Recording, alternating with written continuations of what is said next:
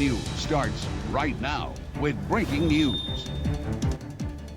Breaking news right now out of Mingo County, where a West Virginia state trooper is dead, and a manhunt continues tonight for the suspect troopers say shot him. We have crews at several scenes across southern West Virginia and here in Charleston, where the body of that fallen trooper has just arrived at the state medical examiner's office. Now, Sergeant Corey Maynard was shot and killed today after responding to a shooting in the Beach Creek area of Mingo County. Right here's a photo from 2015 when Maynard was awarded the life-saving award after saving a man's life who had tried to kill himself following a police pursuit. And this is a look at the suspect. His name is Timothy Kennedy, and he's 29 years old from Beach Creek. More than 100 law enforcement officers from across West Virginia have converged on Mingo County, searching for Kennedy, who police say is armed and extremely dangerous. We have team coverage right now covering every development on this. Daniel Burbank has been on scene for hours as a search for Kennedy continues. Ava Rash is live in Charleston, where a procession just ended, and Hannah Klein is live at Mingo Central High School, where graduation had to be called off tonight. Daniel, we'll start with you. Well, I just want to pan over. Corbin, do me a favor, pan over here. We have some state troopers that just arrived here just moments ago. I mean, this is literally just happening right now, where they just pulled up. We saw about 9 cars that just flew past us, and then these people wearing specialized gear showed up. They're showing up with flashlights. There's some with long guns that are running around the neighborhood. They have their flashlights. So I think we need to keep an eye on this, because this is where police have converged many times today. This is not the first time we've seen this swarm of police presence. In fact, if you listen closely in the distance, I'm going to pause for just a moment, you might be able to hear the police helicopter. Actually, it's starting to pan away, so it might be a little bit difficult to hear. This is the same police helicopter that has been out here making its rounds, trying to find out where the suspect is. That's 29-year-old Timothy Kennedy. Another person was also shot in this situation. It all started around 2 o'clock this afternoon on Beach Creek Road. That's where we are right now. Again, more police arriving on the scene.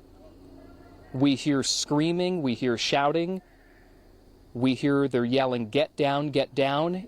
Control room, if you'd like to come out live, I think this is an important situation. We see that we can hear them yelling, "Get down." There are more police that are converging on the scene. They have their spotlights that are trained. Now from here, it's hard to see exactly where they are pointing to, because we see flashlights in all directions. By the way, for context, I hear a woman screaming. I don't know what she said, but I heard it in the distance. This is the suspect's, we believe the suspect's relatives. I'm not quite sure which one, but we heard that at some point he may have been living here, was living here, is not here. So that's why earlier today there was about 15 or so police cars that had converged here with a similar presence. But this is something that was definitely very surprising. We were not expecting this. I'm sure anyone that's there was not expecting it. I hear police dogs that are also here as well. Those are probably the canines that we're hearing, the barking dogs, rather. So I do want to go back to the information here that we know is that what led up to the shooting, it's still very active. We're watching this unfold live. We see another canine that is making its way up to the scene. Now, I did talk with a state trooper who said that he described the feds were here assisting in this search. This is a very large manhunt. In fact, troopers from across West Virginia, when they were called, we heard earlier where they said we need every available unit, and that is practically the case, where there has been dozens and dozens and dozens of state troopers that have came through, flying down 119, trying to get to the scene to continue this search. We still hear the canines barking in the distance. And so I talked with some of the neighbors earlier today who know of the suspect, and they've actually grew up with him, and said that this is surprising given the situation, and that's really all they would say. We see the police helicopter is starting to make its way back to this area. More police cars are showing up just in the distance. We see more flashing lights. All right, Daniel, thank you very much for that detailed report. Please be safe. I know there's a big concentration of law enforcement right there in the Beach Creek Road area. All right, moving on. Law enforcement just escorted about 40 minutes ago Sergeant Maynard's body from Logan to the medical examiner's office in Charleston. And that's where we find Ava Rash. She joins us live. And Ava, it's been a tough day for law enforcement. Gina and David definitely has. There were about 30 to 50 patrol cars lining Virginia Street here in Charleston, and about a dozen troopers escorted Sergeant Maynard's body to the medical examiner's office again here in Charleston. So that scene has officially cleared, but they made that long trek. We're actually going to show you video from Logan Memorial Hospital where they left. They took Route 119 where Charleston firefighters actually met them on 119 at the intersection of Trace Fork with the ladders up. And then they came here to Charleston. So I want to talk about Sergeant Maynard a little bit. He is a father. He also, back in 2015, was awarded for saving a man's life. So he was awarded the Honorable Trooper Award for the Life Saving Award in 2015 for saving that man's life during that pursuit. We're about 10 minutes away from Mingo Central right now. So just come with me, take a look at this scene. So right here, this is the intersection 44, and this is also King Cole Highway. Now, I want you to zoom a little bit if you can for me, John. Now, take a look. This is the state police right here, and they are checking each and every car, even other police officers that are going up and down this road. They're checking every single car, the front, the back, making sure that no one else is inside these vehicles. But just before we went on air, there were probably about 40 state police right here, and within minutes, they flew down the road where you saw them earlier with Daniel. Hannah, thank you.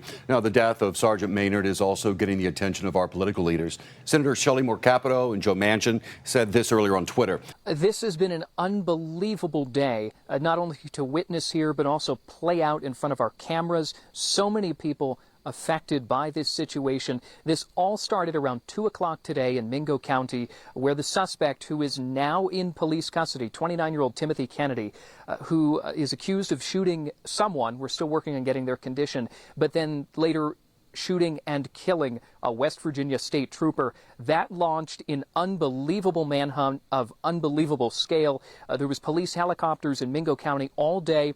There were troopers that traveled 2.5, sometimes 3 hours just to participate in this search. We heard the National Guard might have even been involved. That came from a trooper about an hour ago. Now, what played out just at 10 o'clock was the start, the beginning to the end, I guess you could say, where we were here and we're still here near the suspect's house where we believe that he lives.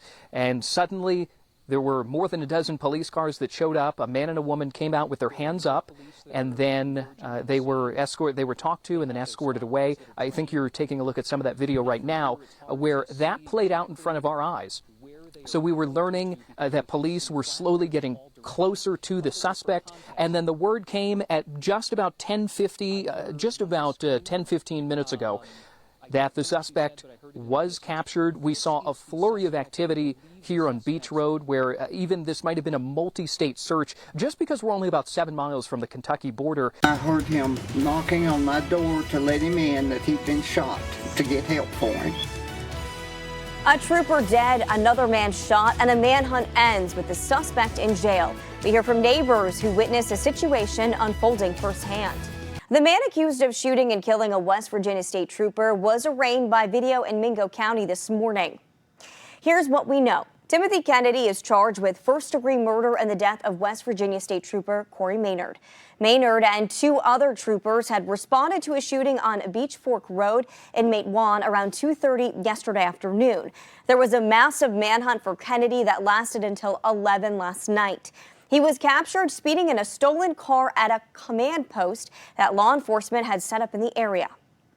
Right now, Daniel Burbank is in Mingo County. And Daniel, what's the latest on the case? Well, I can tell you that the court documents, we are just learning this morning from the court that Timothy Kennedy will be held without bond for the murder of that West Virginia state trooper. Eyewitness News reporter Bob Aaron says that Kennedy will face more charges than just the murder of Sergeant Corey Maynard.